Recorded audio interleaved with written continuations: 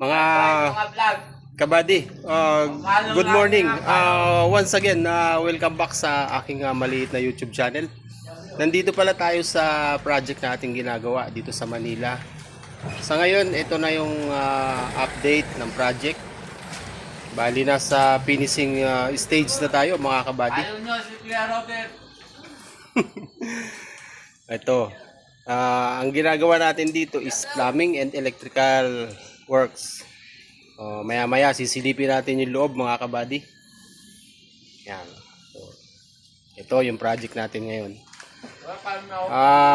Anyway, salamat pa din sa mga nanonood ng aking YouTube channel at thank you doon sa mga hindi nag-i-skip ng ads at malaking tulong to sa channel mga kabady. In the future, mag-upload ako ng mga tutorial videos sa electrical para na rin sa mga newbie at yung mga interesado sa ganitong trabaho.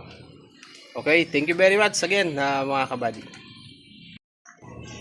Ito na pala mga kabady yung status para dito sa Unit 1 ng ating 2-unit apartment building.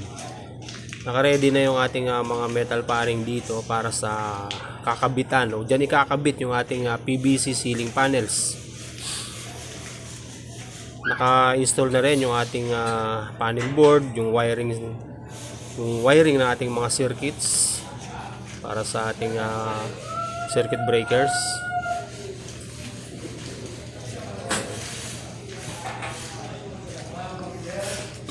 Bali, ito yung Unit 1. Punta tayo sa Unit 2 sa kabila.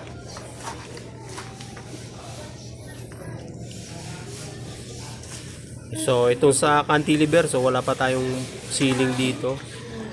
Ito yung Unit 2, ground floor. Naka-ready na rin yung mga metal paring para sa kakabitan ng ating PVC ceiling panels. Naka-ready na rin dito yung ating panel board, pero hindi pa kumpleto yung ating mga circuit wirings. Ongoing tayo dito mga kabady. Ito yung bandang likod na paglalagyan ng mga wall lamps, so wala pa ring wirings. So, ito yung ating mga ongoing activities. Okay, so ito yung status niya mga kabady. Sa taas, punta tayo. Sa taas, bali naka-install na yung ating mga PVC panels. Makikita nyo ito. Ongoing yung installation ng PVC panels para dito sa second floor. Ayan mga kabady.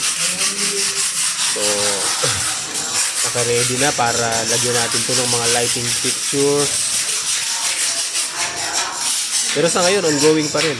So, makikita natin sila, ongoing yung pag-install ng PVC panels. Ayan.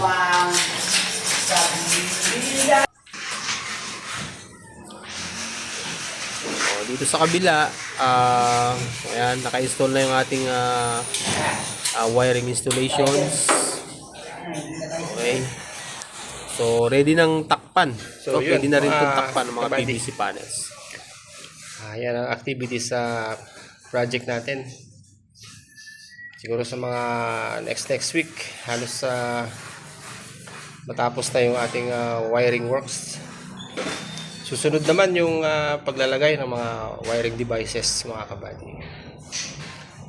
Okay, see you on next video. Try nating puntahan yung iba pa nating project na ginagawa mga kabady.